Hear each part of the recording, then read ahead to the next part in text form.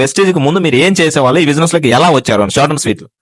Sir actually నేను ఈ business లోకి రాకముందు మా స్టడీ పరంగా చూసుకుంటే ఎంబీఏ అయిపోయింది. ఎంబీఏ అయిపోయినాక ఒక ప్రైవేట్ జాబ్ చేయడం జరిగింది. నా ఇన్కమ్ 8,500 స్టార్ట్ అయింది సార్. అట్లా 12 ఇయర్స్ నేను ఒక 4 to 5 ప్రైవేట్ బ్యాంక్ లో మేనేజర్ గా చేయడం జరిగింది. నా ఇన్కమ్ 51,000 వచ్చేది. సో నాకు అర్థమైన విషయం ఏంటంటే జాబ్ చేసే 12 ఇయర్స్ లో నాకు ఇన్కమ్ అనేది చాలా తక్కువైపోతుంది, బయట ఖర్చులు అనేది ఎక్కువైపోతుంది.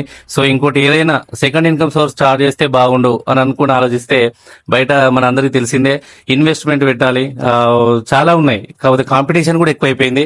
సో నాకు ఇది నిజంగా దేవుడు పంపించిన అదృష్టం అనుకుంటా. వెస్టేజ్ నా లైఫ్ లోకి రావడం అయితే చాలా హ్యాపీగా ఫీల్ అవుతా. సో నేను ఈ వెస్టేజ్ టేకప్ చేసినప్పుడు నేను అనుకున్నా ఎలాంటి రూపాయి పెట్టుబడి లేదు అనే ఒక ఉద్దేశంతో వచ్చిన. బట్ నా జీవితాన్ని ఒకే ఒక మీటింగ్, అసలు వాట్ ఈస్ వాట్, ఇక్కడ ఎవరు సక్సెస్ అవుతున్నారో నా మీటింగ్ అటెండ్ కావడం వల్ల నేను అక్కడ ఒక నిర్ణయం తీసుకున్నా.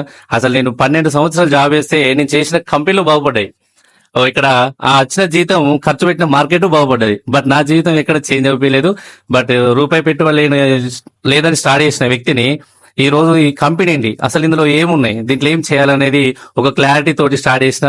జస్ట్ నేను షాప్ చేంజ్ చేసుకొని బ్రాండ్ చేంజ్ చేస్తే, నా ఇంట్లో డైలీ వాడే ఉత్పత్తులు చేంజ్ చేస్తే నాకు వచ్చిన ఫస్ట్ ఇన్కమ్ 209 రూపాయలు.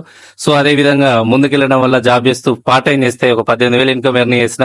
నాకు అనిపించింది ఆడ 12 సంవత్సరాలలో కానీ ఇక్కడ తొందరగా అవుతుంది అని నేను దీన్ని ఫుల్ టైం చేయడం జరిగింది. ఇక్కడ జస్ట్ 1.5 year లో నాకు అక్కడ 12 సంవత్సరాల్లో జరిగింది. ఇక్కడ ఏం జరిగింది అని అంటే, ఒక సామాన్యుకు కళలు ఉంటాయి వాస్తవానికి అందరికి, బట్ నాకు కూడా అలాగే ఉండిపోతాయని అనుకున్న వ్యక్తిని ఇప్పుడు హ్యాపీగా మంత్లీ ₹1,00,000 ప్లస్ ఇన్కమ్ తీసుకుంటూ, అదే విధంగా ఫ్రీగా వెస్టేజ్ ద్వారా కార్ ఫండ్ ద్వారా ఒక 16 లక్షల క్రెటా కార్ లో తిరుగుతున్నా హ్యాపీగా లగ్జరీగా. అదే విధంగా చాలా మందికి ఎంప్లాయ్మెంట్ ఇచ్చిన, హెల్త్ ఇచ్చిన, అది చాలా హ్యాపీనెస్ ఇచ్చింది. అదే విధంగా అసలు పాస్పోర్ట్ కూడా లేని వ్యక్తిని నేను. సో ఫ్రెండ్స్, నిజంగా నేను చెప్పేది ప్రతి ఒక్కటి నిజం, ఇది మీరు నమ్మండి, చాలా క్లియర్ గా వినండి. పాస్పోర్ట్ కూడా లేని వ్యక్తిని, అసలు పాస్పోర్ట్ కూడా అప్లై చేయని వ్యక్తిని 3 ఇంటర్నేషనల్ ట్రిప్పులు 3 కంట్రీస్ తిరిగి రావడం జరిగింది ఈ రోజు.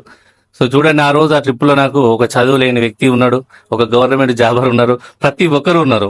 సో ఫ్రెండ్స్, నేను చెప్పేది ఏంటంటే, జాబ్ లో జీతం ఉంది, ఓకే, బతికేస్తాం ఎలాగోలు, కానీ ఒక సామాన్య కళలు నెరవేర్చుకునే ప్లాట్ఫామ్ అయితే కాదు.